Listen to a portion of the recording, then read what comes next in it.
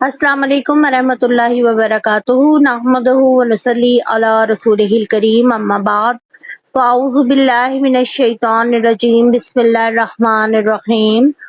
Rabbi इश्रह ली सदरी व यस्सिर ली अमरी वहलुल उक़दतम मिन लिसानी यफ़क़हू क़ौली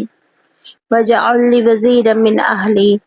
अल्लाहुम्मा फ़क़्हिना फ़िद्दीन रब्बना ज़िदना इल्मा अल्लाहुम्मा इन्ना नसअलुकल इल्मन नाफ़िअन रिज़्क़न तय्यिबन व अमलन मुतक़ब्बला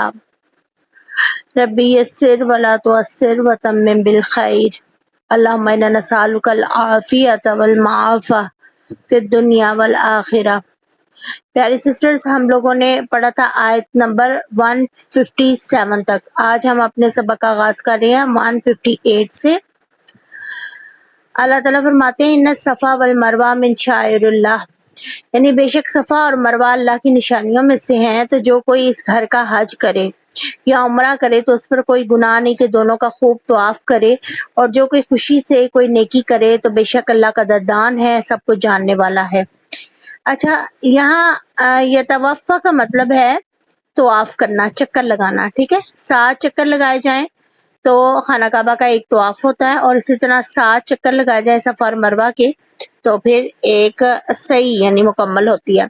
सफ़ा और मरवा में ना जाहलियत के दौर में बुतों की निशानी समझ करना उसके तवाफ को गुनाह समझा जाता था। तो फिर अल्लाह ताला ने ये आयत नाजिल फरमाई कि ये अल्लाह की निशानियों में से एक है।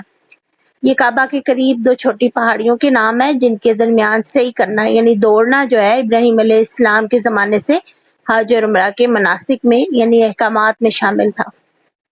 मगर ज़माना जाहिलियत में मुशरिकीन ने हज और उम्रा के मनासिक में कई शिरकिया रसूम शामिल कर ली थी ना,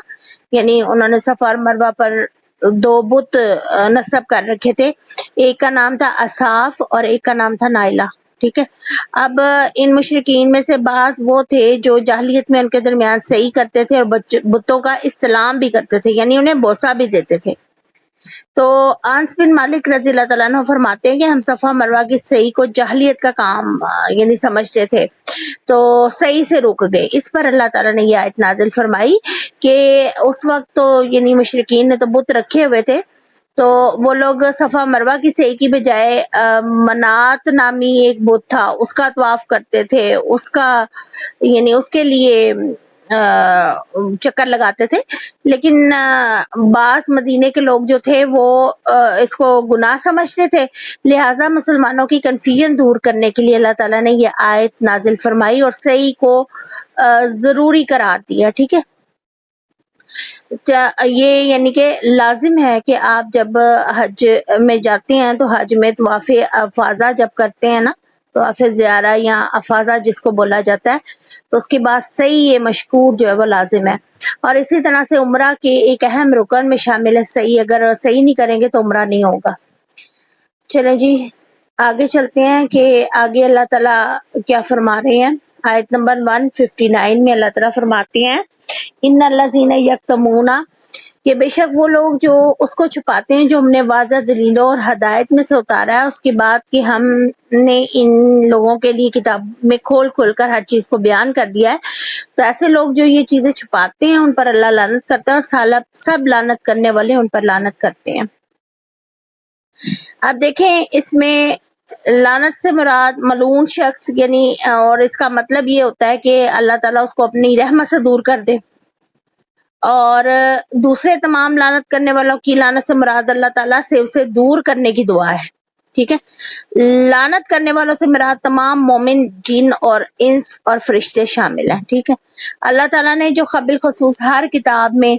यानी इल्हामी किताब में नाजिल किया, जो हकीकतें बयान की अल्लाह ताला ने, और जो निशानियां सफ़ात खुशखबरियां दी थी रसूलुल्लाह सल्लल्लाहु अलैहि वसल्लम की तौरात और इंजील में, तो उल्मा ने यहूद उल्मा ने और अहले नसारा ने उसको छुपा लिया। तो अल्लाह ताला ने फिर इस बारे में ये आयत नाजिल की कि जो लोग भी इस तरह से हक को छुपाते हैं तो अल्लाह उन पर लानत करता है। अच्छा, अगरचे ये उस दौर में यहूद के बारे में नाजिल हुई, मगर क्योंकि 1400 साल के बाद भी कुरान जो है क़यामत तक के लिए रहनुमाई है, तो आप सल्लल्लाहु अलैहि वसल्लम ने ये बात फरमाई है कि जिस शख्स से इल्म की कोई बात पूछी गई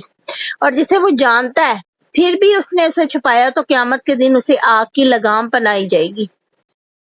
اگر یعنی دیکھیں حق نہیں چھپانا چاہیے، اور ہر طرح سے کوشش کرنی چاہیے کہ جو کچھ آپ کو دین کے بارے میں علم ہے اور جتنا آپ بہتر جانتے ہیں اس کو آپ پھر بیان کرتے، ٹھیک۔ اور یہ کئی ایسے مسئلے ہوتے ہیں جن میں عوام میں فتنہ فساد کا خوف ہوتا ہے، تو اسے پھر عوام کے سامنے نہیں بیان کرنا چاہیے جس سے فساد پیدا ہو، فتنہ پیدا ہو، اور اس کا مقصود یہ نہیں ہونا چاہیے کہ ہم حق چھپا رہے ہیں۔ جیسا کہ آپ صلی اللہ علیہ وسلم نے ابو ہریرہ رضی اللہ تعالیٰ عنہ کو نا لا الہ الا اللہ پر جنت کی بشارت عام لوگوں کو بیان کرنے سے منع کر دیا تھا۔ اور پھر حضرت علی رضی اللہ تعالیٰ عنہ نے فرمایا تھا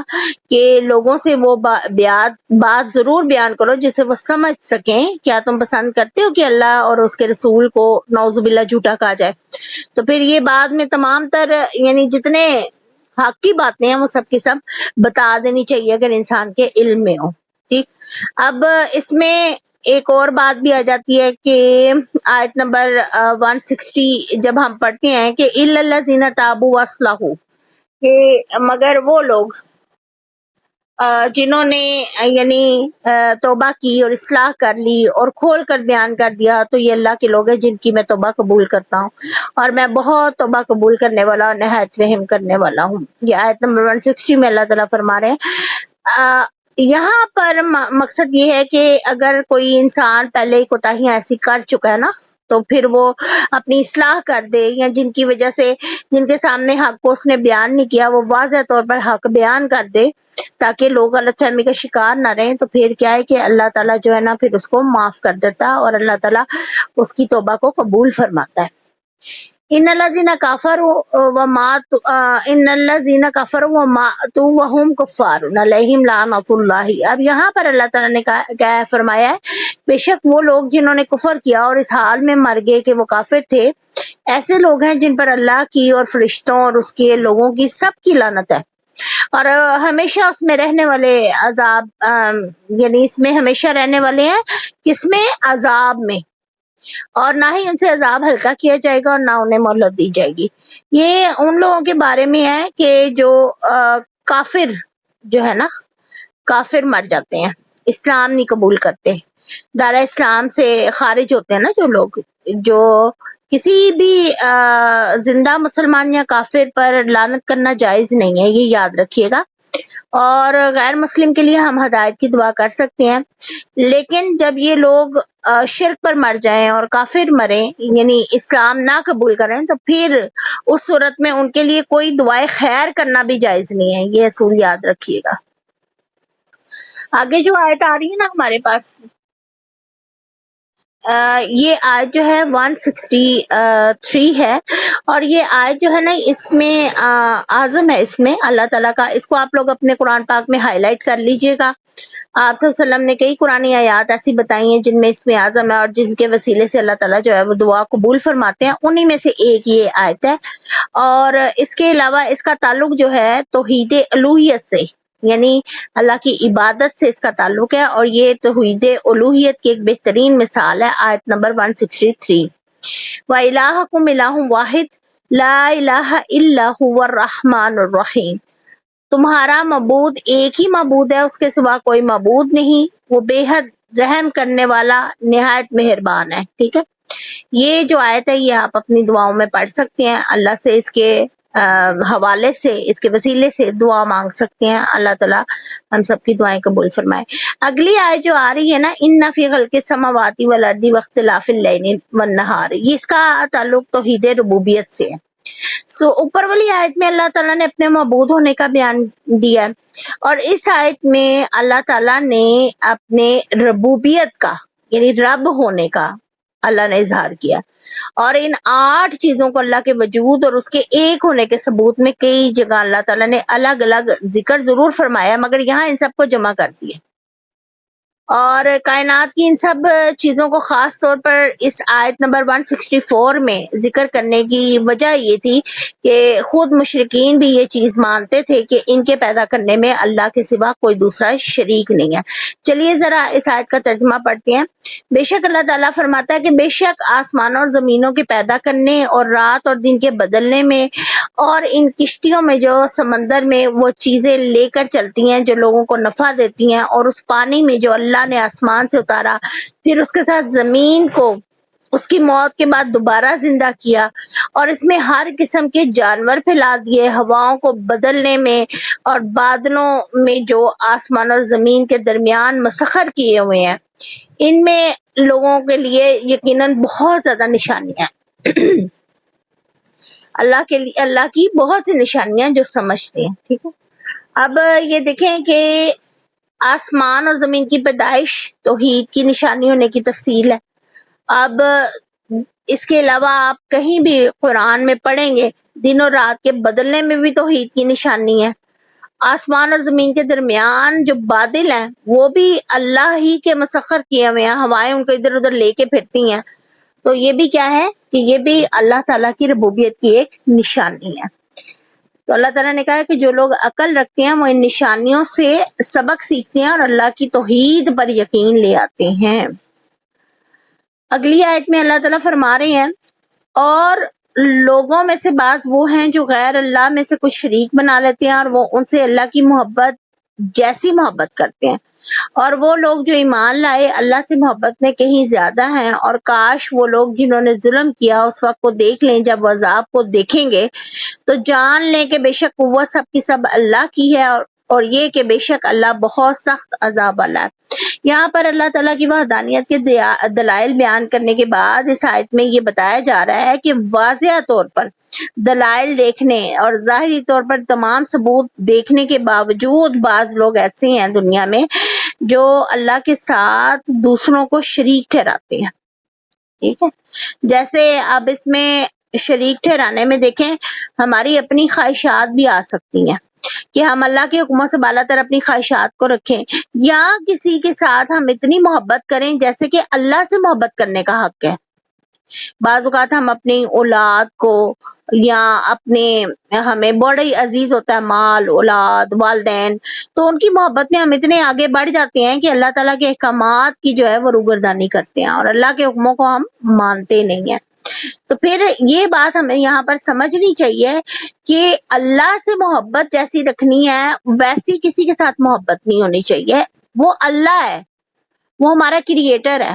اور آپ صلی اللہ علیہ وسلم نے بھی یہ بات فرمائی کہ کامل ایمان کی نشانی یہ ہے کہ جب انسان کو اپنے مال متاع، یعنی یہ مفہوم میں آپ کو حدیث کا بیان کر رہی ہوں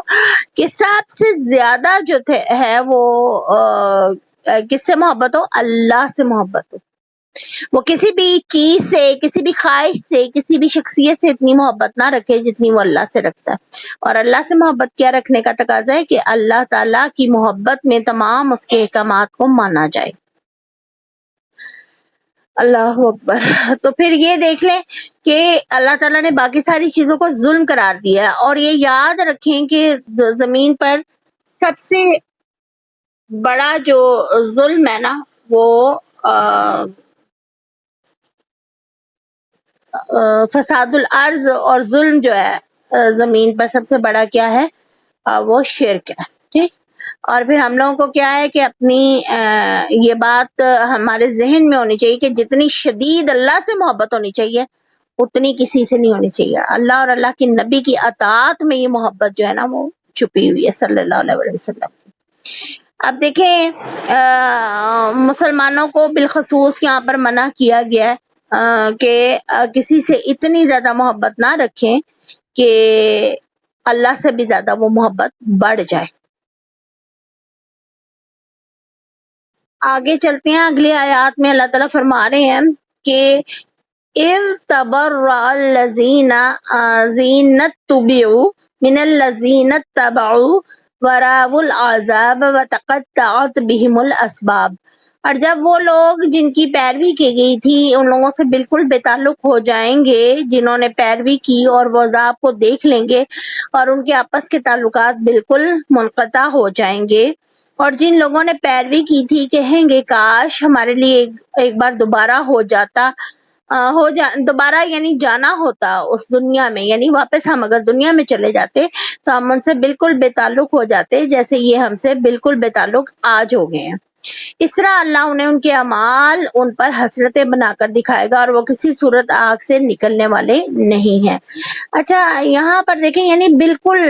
یہ جو تبرع کا لفظ ہے نا یہ باب تفعل سے ہے، اور حروف زیادہ ہونے کی وجہ سے اس کا ترجمہ جو ہم کریں گے نا وہ یہ ہے کہ بالکل بے تعلق ہو جانا، ٹھیک ہے۔ اور پھر اللہ تعالیٰ نے آگے کہہ دیا بخارجین کہ یعنی بالکل نکلنے والے نہیں ہیں۔ اب ان آیات میں نا مشرکوں کی حالت کا نقشہ اللہ نے کھینچا، قیامت کے دن ان کی کیا حالت ہوگی،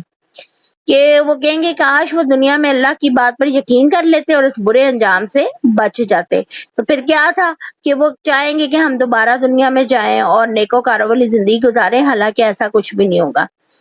آپ دیکھیں کہ یہاں پر ذرا تھوڑا سا نا ہمارے لیے بھی سمجھنے کی ایک بات ہے، ہم لوگ خود دین کو سمجھتے نہیں ہیں، اور جو بھی اصول اور قوانین جو ہے جو دین کے منافی ہیں ان کو ہم سمجھتے نہیں ہیں، اور نہ ہی ہم ان پر سمجھنا چاہتے ہیں، اندھی تقلید میں پڑے ہوئے ہیں۔ حالانکہ اللہ نے قرآن اتارا ہے، ہر مسلمان کے لیے اتارا ہے کہ ہر مسلمان اس کو سمجھے، دیکھے، پڑھے اور پھر اس پر عمل کی کوشش کرے۔ قرآن اس لیے آیا ہے، قرآن ہدایت کی کتاب ہے، ٹھیک ہے۔ اب کئی لوگ ایسے ہوں گے کہ جو آپس میں یعنی اس قسم کی حرکتیں کرتے ہیں، جیسے آج کے دور میں ایک بڑی ایک اہم بات میں آپ کو بتانے لگی ہوں کہ ہم کہتے ہیں کہ ہم کسی پیر کے ہاتھ میں بیعت ہو گئے ہیں تو ہم انشاءاللہ تعالی جنت میں چلے جائیں گے اور ہمیں کچھ کرنے کی ضرورت نہیں ہے، چاہے 5 وقت کی نماز بھی نہ پڑھیں۔ اللہ اکبر۔ تو اب یہ دیکھیں کہ سورہ انعام میں بھی آپ اس چیز کو بڑی تفصیل سے پڑھیں گے کہ جو لوگ دنیا میں ایک دوسرے کے دوست ہوں گے اندھی تقلید میں اور دین سے دوری میں، جو شیطان کے پیروکار ہوں گے، وہ دنیا میں تو بڑے گٹھ جوڑ کے ساتھ رہتے ہیں لیکن قیامت والے دن وہ ایک دوسرے سے اتنے ہی بیزار ہوں گے۔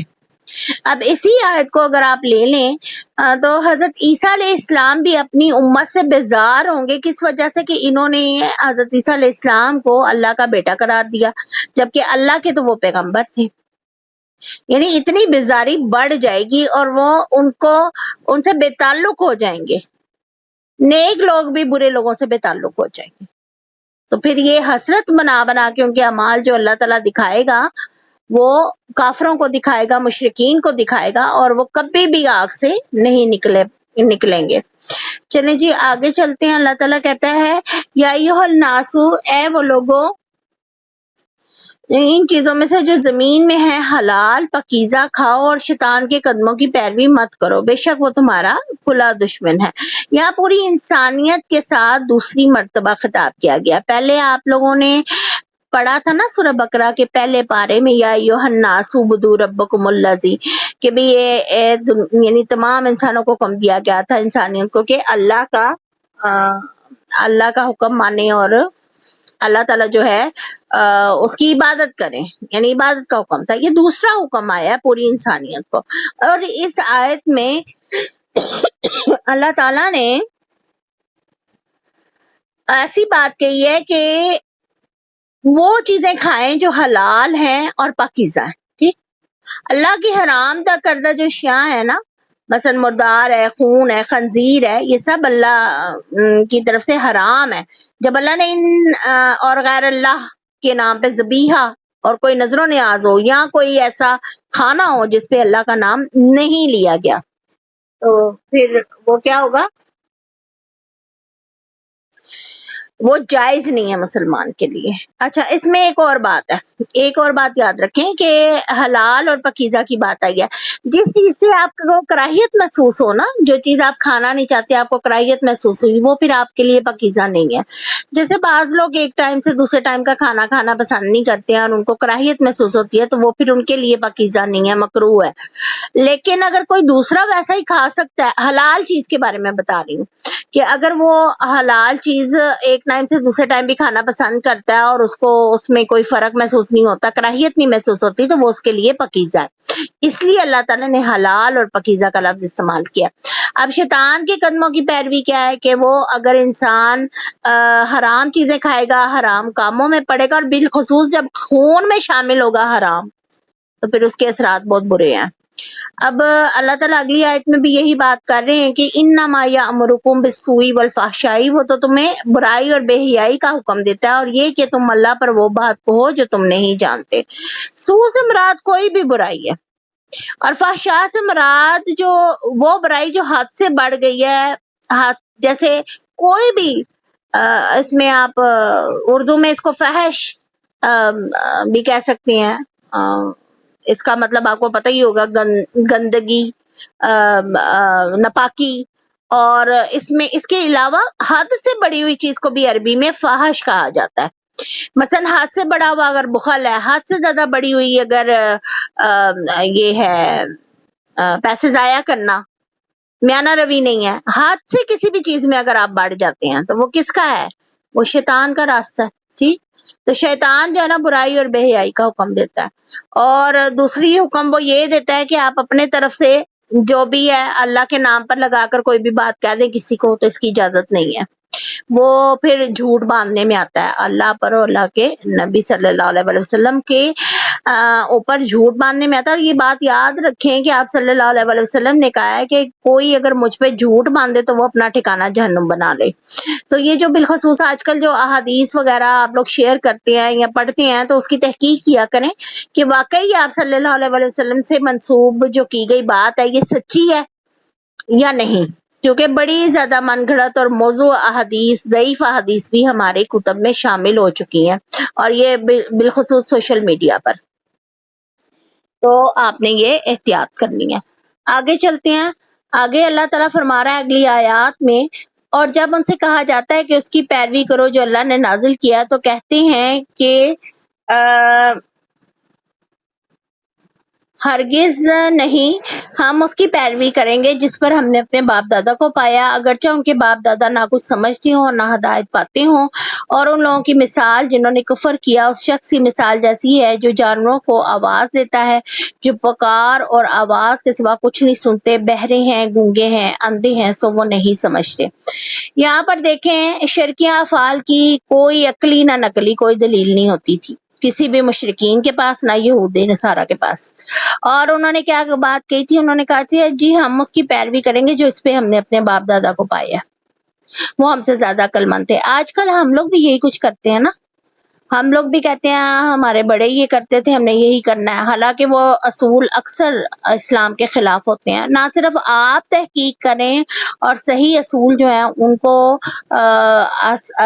جو ہے آسان اور عام فہم زبان میں سامنے سب کے لے کے آئیں، اور اپنے بڑوں کو بھی تھوڑا بتائیں، ان کے ساتھ بھی محبت کے ساتھ پیش آئیں، اور انہیں بھی دین اسلام کے اصل اصول جو ہیں وہ بتائیں، کیونکہ عمر کی تو اس میں کوئی قید نہیں ہے،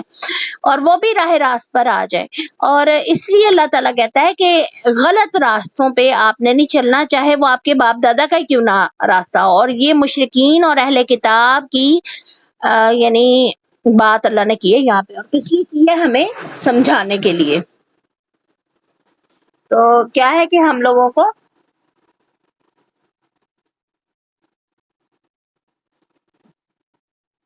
یہ سب ماننا چاہیے کہ اللہ اور اللہ کی کتاب اور آپ صلی اللہ علیہ وسلم نے ہمیں شریعت کیا بتائی اور اس کے مطابق ہم نے چلنا ہے۔ یہ نہیں کہنا کہ ہم اسی کو تابع کریں گے، اسی پہ ہم پیروی کریں گے جس پر ہم نے اپنے آباء و اجداد کو پایا۔ اب آگے چلیں، جو اگلی آیت میں اللہ تعالیٰ نے بات کی ہے، یعنی آپ دیکھیں کہ یہاں پر جو بات ہوئی ہے کہ جن لوگوں نے کفر کیا اس کی مثال ایسی جو جانوروں کو उन जानवरों को आवाज देता है जो पुकार और पुकार की आवाज के सिवा कुछ नहीं सुनते। यानी देखें कफार की ये मिसाल जो है ना दो तरह से, एक तो ये कि उन कफार को समझाने वाले शख्स यानी कि मिसाल ऐसी है जो उन जानवरों को आवाज देता है जो पुकार और आवाज को समझ ही नहीं सकते, ठीक है ना। ये कफार कान जबान और आंख रखने के बावजूद जो है वो जिद और अनाद की वजह से बात सुनना ही नहीं चाहते, समझना ही नहीं चाहते, इकरार नहीं करते, बहरे गूंगे और अंधे हैं, ठीक है। ऐसे लोगों को अल्लाह ताला ने जानवरों की तरह कहा है, बल्कि इससे भी ज्यादा भटके हुए कहा है और सिरे से बेखबर करार दे दिया। दूसरा ये है कि इनकी मिसाल उन बेअकल जानवरों की सी है जिनके रेवड़ अपने अपने चरवाहों के पीछे चलते हैं और बगैर सोचे समझे उसकी आवाज पर हरकत करते रहते हैं। तो ये लोग भी अपने पेशवा वगैरह जो है ना उनके पीछे बगैर सोचे समझे चलते रहते हैं और तकलीद करते रहते हैं ना अपने अबा की। ये दोनों इस आयत के दोनों मफहूम निकलते हैं। प्यारे सिस्टर्स, ये आज के लेसन था 171 तक, ये आज की लास्ट आयत थी। इंशाल्लाह ताला आगे जो है वो टॉपिक चेंज हो रहा है, तो इंशाल्लाह ताला हम कल इन आयत का तर्जुमा और तफसीर जो है उसको समझेंगे। जी, अगर कोई आपके दिल में सवाल है तो आप जरूर पूछ सकती हैं।